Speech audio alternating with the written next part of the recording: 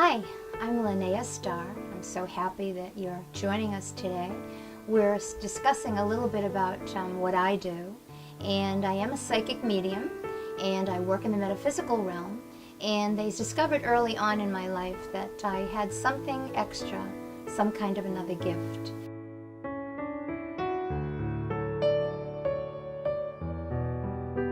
We have brought in Amanda, who is going to give us a little bit of a venue on an experience that she and I shared.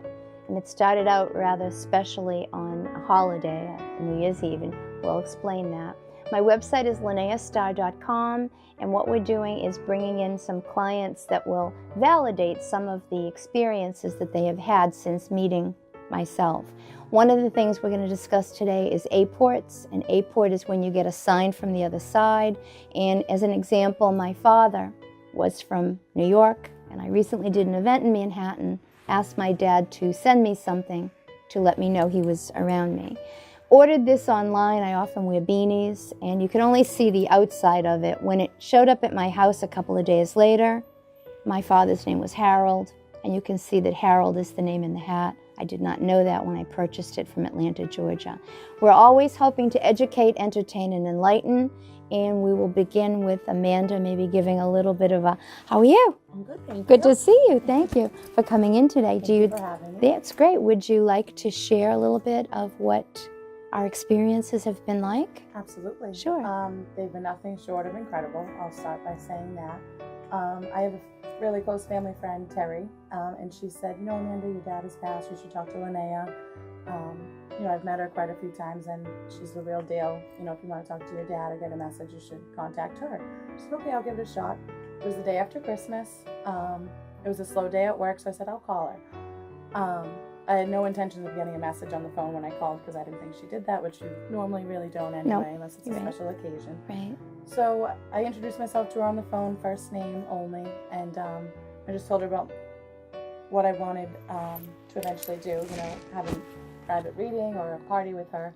And she told me a few stories that people, you know, when people received validation from their loved ones, or, you know, a message that ended up coming true a few weeks later. And then all of a sudden, you know, the energy kind of changed, and I started getting messages. And do you want me to keep going with that? Or? Great. What happened was, as I was speaking to, you know, our guest, I kept getting the name Michael, and I saw the Archangel Michael.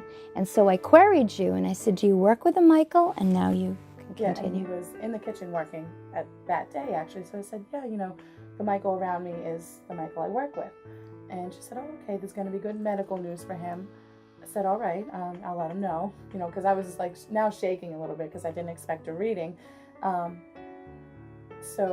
then she went on to say, you know, the Archangel Michael, before the new year, which would have been 2014, you'll see the Archangel Michael in one way or another. I said, okay. And a couple other things were said in between. And I asked for Robert. And Robert. And I remember you said about a honeymoon wedding and honeymoon baby. Right. And the blue blanket, and then right after you said blue blanket was the name Robert. Someone you love named Robert.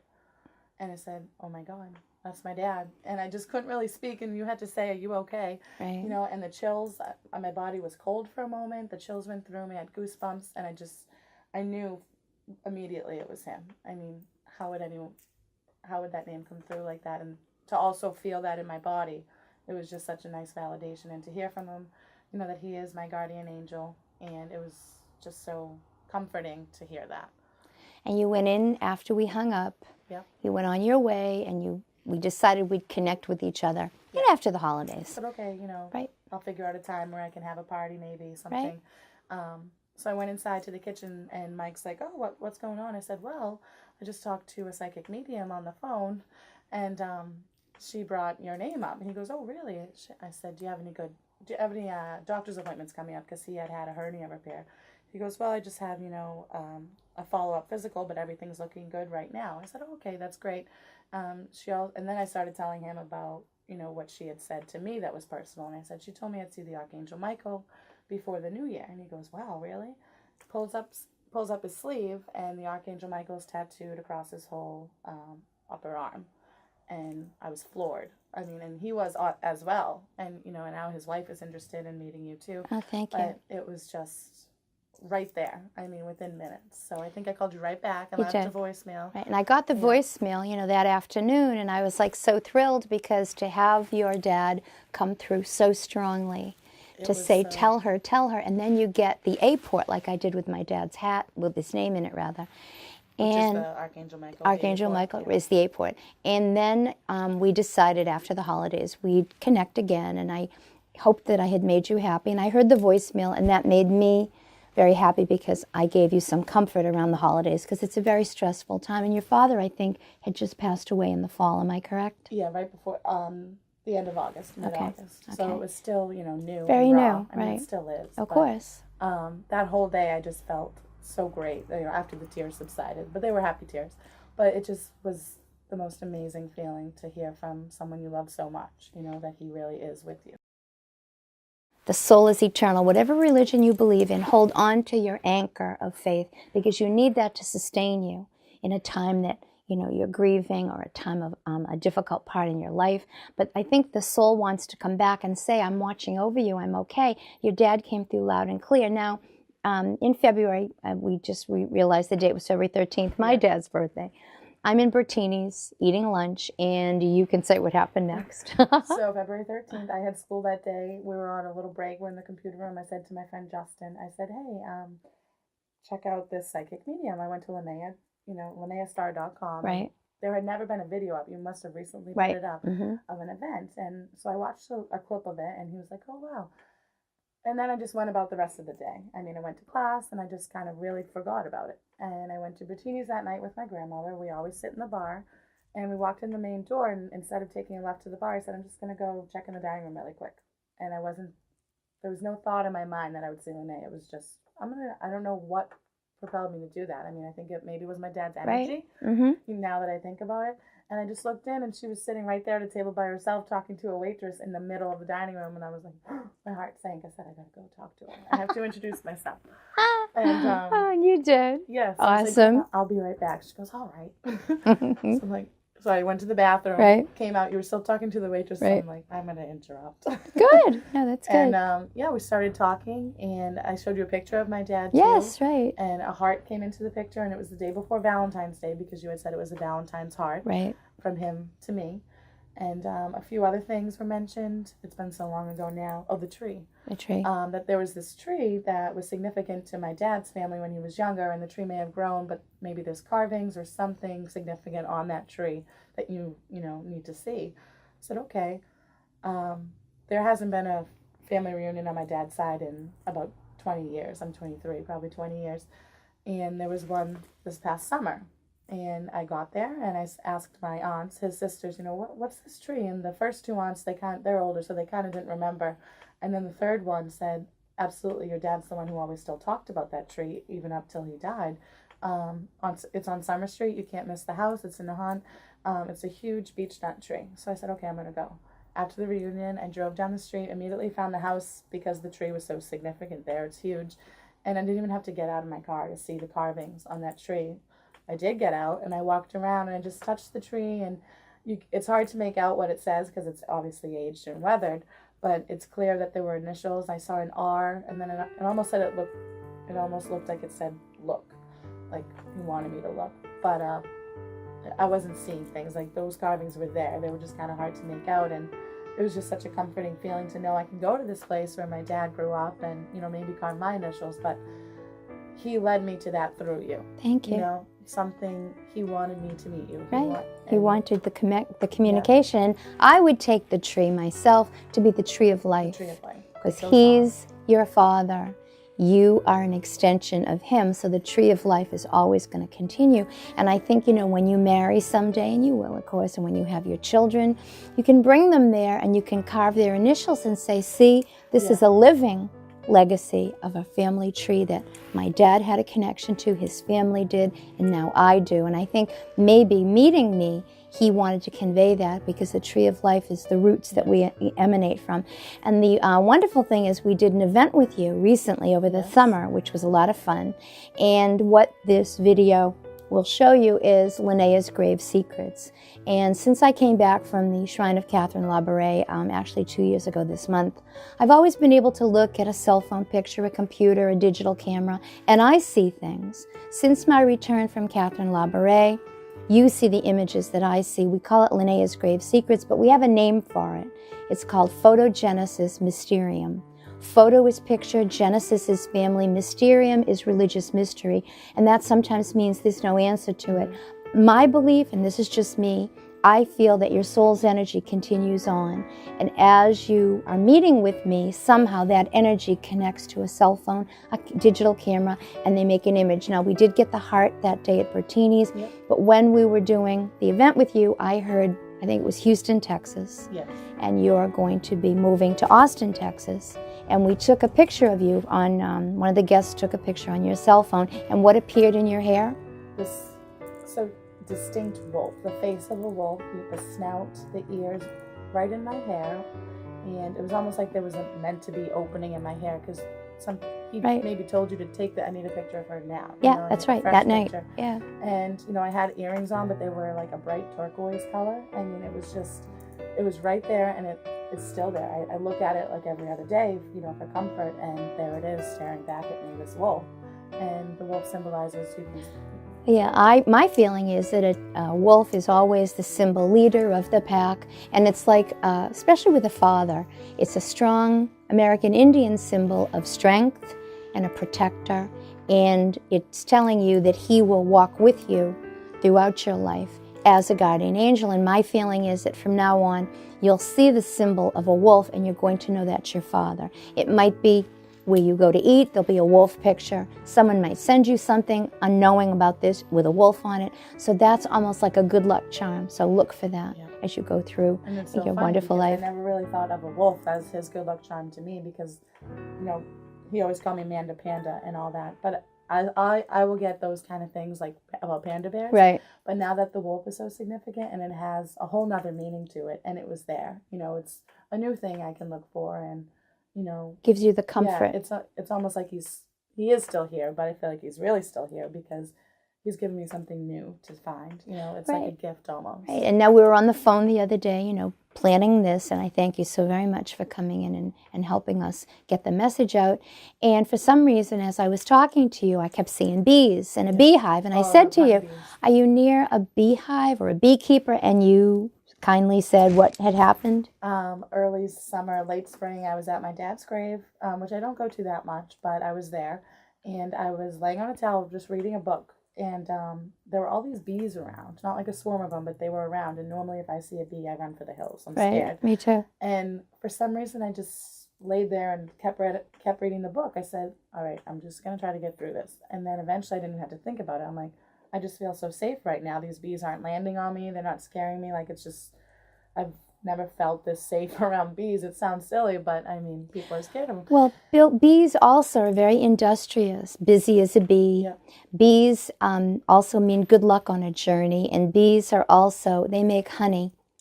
They make honey, which no one else can do. So I think he was trying to tell you, in your busyness, in your pathway, whatever you're doing, honey is a good luck charm, milk and honey. So I think he's trying to tell you, your industry, your labor is going to bear fruit, and I think you're going to be very happy where you're going and what you're going to be doing with your gifts. Safe there too. You weren't afraid. That was definitely him too.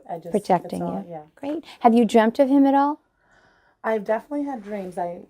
But the most significant dreams were in January. I had like a sequence of 3, and when they're that vivid, I feel like he really was there. A visit, it was a message. Right. And a visit. I'm still trying to put together what it could possibly mean, because I won't get into exactly what the dreams No, that's were. it. Write them down. Yeah. Write them down. Yeah, he does come to me in dreams, and like you said, sometimes you can suggest it. Right. You can ask for it. And the other thing is, you have the picture, I do. And we're going to have you bring it up, and we'll take a picture of a picture, and we'll show everybody the wonderful symbol of fatherhood, protection, a very strong American Indian symbol, and you're going somewhere that has such a wonderful American Indian heritage, and he has that background too. So thank you so much. And I hope that it brought your family the comfort and joy to know that he's still communicating with you, and he's always going to do that. You can zoom in more. Great. Let's see. Great. Thank you.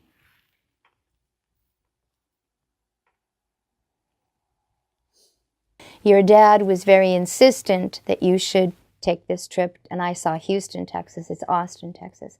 And he wanted a picture of you that night. He didn't want a picture from before, so he said, ask them to take a picture of her now.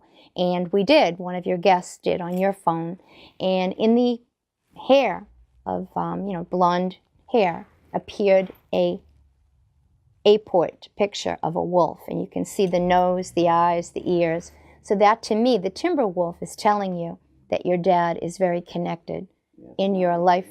This is the Blessed Mother of Guadalupe that appeared on her granddad, and the picture was in the camera, her granddad, handsome gentleman, and he was facing some medical issues, and I heard good medical news when I asked to look at a picture of her granddad that she had with her. The Blessed Mother of Guadalupe appeared on his neck.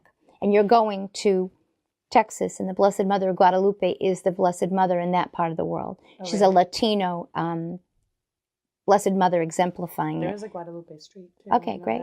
Can you see the Blessed Mother? Is that showing up for you? Mm-hmm. Okay. And this was kind of nice because it's a Southwestern symbol. It's really not that common in Massachusetts or the Northeast. It's more out towards Texas, Mexico, California. So for that to show up, your grandfather, loves you, of course. So that's telling him that there's a blessing over where you're going and what you're doing. Can you see the Blessed Mother of Guadalupe? Mm-hmm. She's always in a darker color, and she always looks Latina. If she comes to Sweden, she looks like me. If she comes to Ireland, she'll look like you. When she shows up in the Latino countries, she will look as the populace is there. You can compare it to pictures online of her, too, if you just look up. Isn't that cool? And the colors are almost the same. Yeah. And then your dad's showing me eagle feathers. Do you have them? Do you have anything with an eagle feather on it? In my car, I have a long feather. Okay. I don't know if it's an eagle feather. All right, so eagle feather again, you soar. And eagles are pretty common, I think, out where you're going to be going. So he says, whenever you find, I'm going to say a feather, an eagle feather, that's him. And the poem that goes with that is, when angels appear, when feathers are near, angels appear. So they often send you a little one, a big one, but he says these are going to be bigger because where you're going, the birds will be much bigger. And he's telling me one more thing. Why does he say Francis? Frank. Do you have a Francis or a Frank around you? I think. If not, where you're going, there could be a connection to your new vibration with a Francis or a Frank. So thank you so much, and we really enjoyed having you, and I think the things that came through for you, the mediumship over the phone, and then the mediumship where we met in the restaurant randomly, it was your dad. And then the party with the visualizations. Oh, so are you packing? Yeah. Cool. We have to keep in touch. We have to keep in touch. I want to know what comes true. When you come home, please let me know and listen for Francis or Frank. And I'm going to say once we get this, we're working on it with some other components. We'll be sure to get you a copy, and it'll be awesome. So thank you. Did it make you happy? Because I know how sad you are about him. Has this brightened you? No, it definitely has. It's helped me learn how to cope with it. You know? And it's just. Because he's always going to be with you. Yeah, it's making me really think about my values and my beliefs too, religion-wise and stuff. And you can hold on. You can hold on to what's there. Yeah. Yeah, and I think too, telling the world is really important because I want people to feel it. Everybody, this is what we want, to educate, entertain, and enlighten. And you might not believe it until it happens, but then when it happens, it changes your whole world. And it's simple. Energy can't be created or destroyed. Right. That's what Einstein said. With carbon, our energy doesn't just evaporate. No, it just goes to the next level. Right. And it could travel different places at once. I'm sure he's with my sister just as much as he's in me. Absolutely. I think he's with everyone that is loving and close to him. And I think that's to show everyone that life is eternal. And the Blessed Mother of Guadalupe floored me because... Oh, my God. Oh, what else happened? Frank Sinatra. Oh, did he like Frank? Absolutely. That was him. Loving Frank Sinatra. He planned his funeral to have Frank Sinatra songs like Okay. involved. My Way was the exit song. I mean, And you're doing it my way. yeah. She's doing it her way. And I was so listening thank to him you. on the way in. Oh my God, Frank! And Frank, see, it just hits you. It's like, yeah, and now he's singing "Come Fly with Yeah. Me, Come Fly," because you're the eagle. Yeah. You're gonna fly. So thank you. Yeah. This is awesome. I'm so Thank you so excited much. that I am too. I was able to help you. Oh, with you this. were, and I'm If so you ever need help excited. again, Thank you. I was so excited that I could help you. And what a beautiful man your dad is. He'll always be great. there. Yeah. He was a strong person when he was Right. here. Right. And he's such a strong spirit too. Right. He And, comes back. So I hope that it brought you comfort It to let you definitely know did. that your dad is always with you. And I wish you good luck. So let me know what Thank comes you. true. Thank you so I will. much. That's great. Thank you, everyone. So we want to thank you for watching our show. We want to educate, entertain, and enlighten you about spirituality and the possibilities if you're open to this. It's like an open door. Once you do open the doorway and you walk through, you will be astounded at some of the revelations that will come to you through your spiritual connection with your loved ones on the other side. And